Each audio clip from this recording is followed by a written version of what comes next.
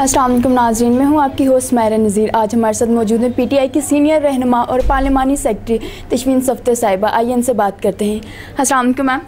वालेकुम सलाम। कैसे हैं आप? शुक्र अल्लाह का। मैम, अभी पार्लियामेंट के सामने जो है तमाम लोगों ने धरना दिया हुआ था तनख्वाहों के ख़िलाफ़, तो इनका अब क्या मुज़ाहरा था कि वो तनख्वाहें बढ़ाई जाएँ या उसके साथ साथ उनके और क्या मुतालबात थे?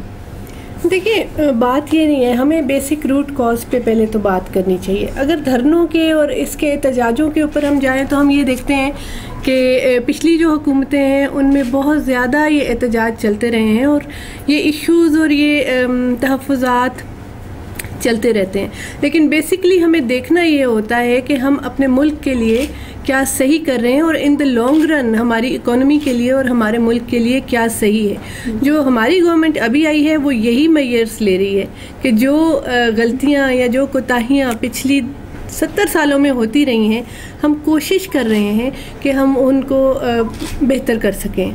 और हम मतलब मेरा ख़्याल है कि ये बहुत बड़ी एफ़र्ट है कि अगर कोई इस पे काम करे और एक विजन लेके काम करे। और जितने कर्ज़े चढ़ चुके इस मुल्क पे, बच्चा बच्चा मकरूज़ इस मुल्क का था, तो हम उस चीज़ के ऊपर, इकोनॉमी बेहतर करने के ऊपर, और दूसरा जो करप्शन की बीमारी इस मुल्क को लगी हुई थी, उस करप्शन के ख़ात्मे के लिए ये हुकूमत काम कर रही है। बेसिक दो चीज़ें हैं और मेरा ख़्याल है कि ये दो चीज़ें जब हम इन पे काबू पा लेंगे तो उसके बाद मुसलसल तरक्की का रास्ता पाकिस्तान तय करेगा इंशाल्लाह। मैम, अभी 2020 में तो इनकी तनख्वाह में इजाफा नहीं किया गया, क्या 2021 में इनकी तनख्वाह में इजाफा किया जाएगा? आप दुआ करें कि हमारी इकोनॉमी इतनी बेहतर हो जाए कि तनख्वाहों में हम काफ़ी इजाफा भी कर सकें और बहुत से लोगों को नौकरियां भी दे सकें। देखिए, हमारी तो कोशिश यही है कि पाकिस्तान को जितना भी बेहतरी की तरफ हम ले जा सकें, लेकिन अगेन चीज़ वही आ जाती है कि हम फेक इकोनॉमी शो नहीं करना चाहते। हम यही पब्लिक को, अपनी आवाम को दिखाना चाहते कि इस मुल्क को ठीक करना है तो गवर्नमेंट और आवाम ने मिल के करना है, क्योंकि जितना नुकसान इस इकोनॉमी को, इस मुल्क को पहुंच चुका है, वो अकेली गवर्नमेंट उसके लिए कुछ कर नहीं सकती जब तक कि पाकिस्तान की आवाम साथ शामिल ना हो। थोड़ा सा सख्त वक्त है, मैं मानती हूँ, और वो सब पे है, तो इसको हम अगर गुजार लेंगे तो इंशाल्लाह ताला, क्योंकि इस वक्त हमारे जो हुक्मरान हैं, हमारे जो प्राइम मिनिस्टर हैं, उनके मेरा ख्याल है किसी पाकिस्तानी को भी उनके कैरेक्टर, उनकी किसी उस पर कोई डाउट नहीं होगा, जिसको सुप्रीम कोर्ट भी सादिक और अमीन डिक्लेयर कर चुकी है।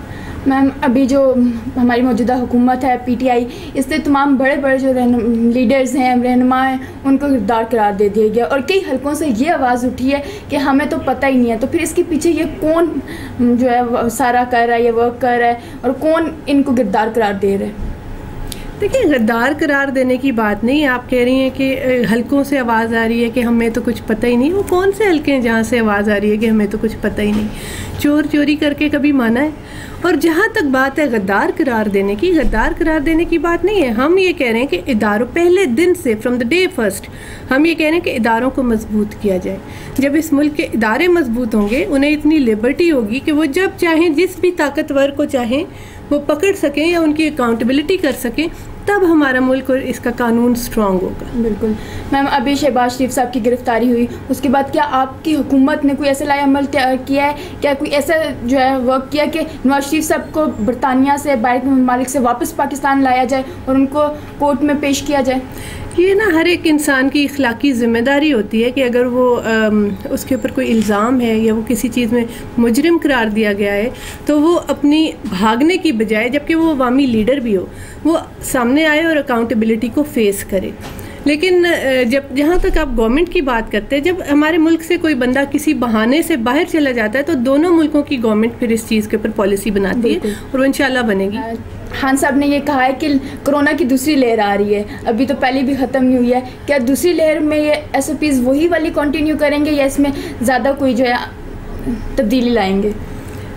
देखें, अल्लाह पाकिस्तान को इस दूसरी वेव से बचाए वैसे तो आपने देखा दुनिया में कितनी तबाही आई, लेकिन पाकिस्तान पे अल्लाह का ख़ास करम रहा अल्हम्दुलिल्लाह। और इमरान खान साहब की जो एफ़र्ट्स थी इससे निपटने के लिए कोरोना से, उनकी जो पॉलिसीज़ थी वो भी बहुत ज़बरदस्त थी, बहुत अच्छी थी, जिस वजह से हम बहुत जल्दी इसमें से निकल आए। दूसरी वेव जब पूरी दुनिया में आ रही है तो जाहिर है कि थोड़ा बहुत उसकी लपेट में ये मुल्क भी आएगा।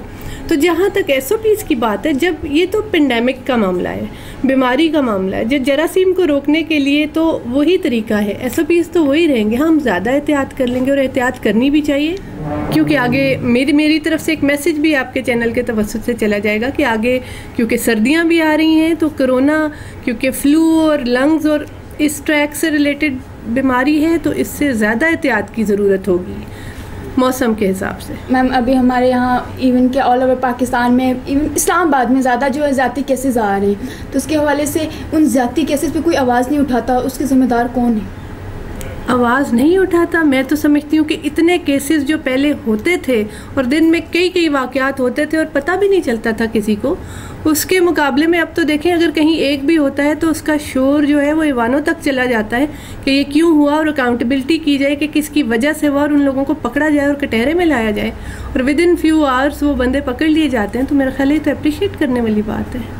तो मैम ये ज़्यादती केसेस के हवाले से आप हमारे चैनल के थ्रू आवाम को क्या पैगाम देना चाहेंगे? देखिए, ज़्यादती केसेस के हवाले से तो यही कहूँगी कि एक गैर अखलाकी और इंतहाई घटिया काम है, और इसके जो भी मुजरिम हैं उनको मतलब सख्त से सख्त सज़ा मिलनी चाहिए, क्योंकि इसकी कोई माफ़ी नहीं है।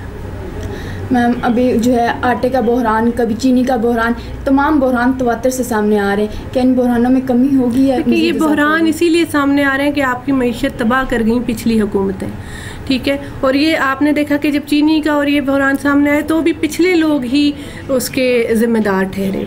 तो इंशाअल्लाह ताला जब इकॉनमी बेहतर होगी तो हर चीज़ की प्राइसेस भी बेहतर होंगी, और आप देखेंगे कि मईशत को मजबूत होते हुए इंशाअल्लाह।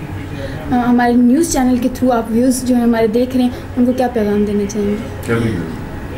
मैं बिल्कुल अपने पाकिस्तानी कौम को यही कहना चाहूँगी कि थोड़ा सा मुश्किल वक्त है, आपने बिल्कुल नहीं घबराना, और बिल्कुल आपका जो प्राइम मिनिस्टर है वो इस वक्त बहुत ईमानदार शख्स है, उनके साथ स्टैंड करें, उनको पावर दें। ये हुकूमत आपके साथ खड़ी है, आप हुकूमत के साथ खड़े रहें। Thank you.